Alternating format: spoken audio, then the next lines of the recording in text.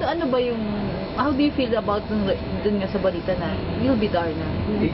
Lumalabas yung name mo bilang isa sa... I am very flattered, and I have to be honest about it. It has been one of my dream roles ever since.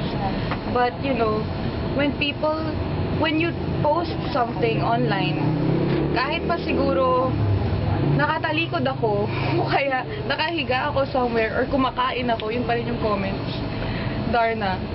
So I am really happy and flattered.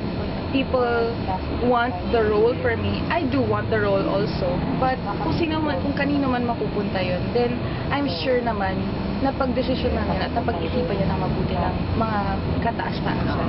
Sabi ni Direk Eric Mati, magpapa-audition daw sila doon sa mga lumalabas na pangalan.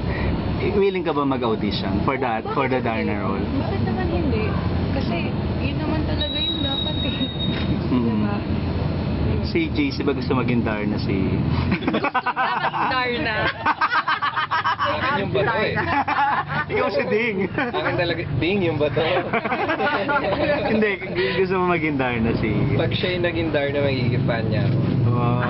So hindi kita fan ngayon? Mas magiging fan niya. Tama. Kung sakali, paano mo paghahandaan? Kung sakaling ikaw yung audition, yung physically, mentally. Parang sabi ni Direk Eric Mati kasi kailangan i-imbibe mo daw eh. Kasi si Angel daw talagang sanay na, siya si Darna, siya si Narda. Ikaw paano paghahandaan physically? I think proper training naman yun at saka workshops and proper guidance. I mean, ako kasi bilang isang heroine, ang tingin ko sa isang heroine yung hindi lang physical or hindi lang yung look ang pagiging hero. Kailangan yung personality niya, yung pinagdaanan niya, yung aura niya, kung gaano siya kalakas, kung gaano niya tinitake yung mga mahihirap na bagay sa buhay. Ganon. So, yun ang akin. Yun ang superhero para sa akin. Napanood mo na yung trailer? Oo, di ba? sobrang ganda.